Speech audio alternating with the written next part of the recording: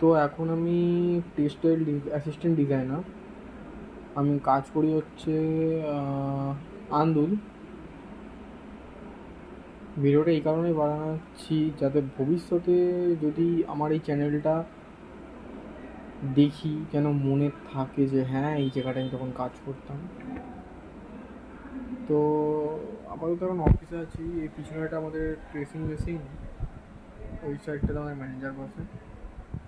আর এখানটা এটা বলতে পারেন আমার, এটা আমার সিস্টেম, আমার দিকে।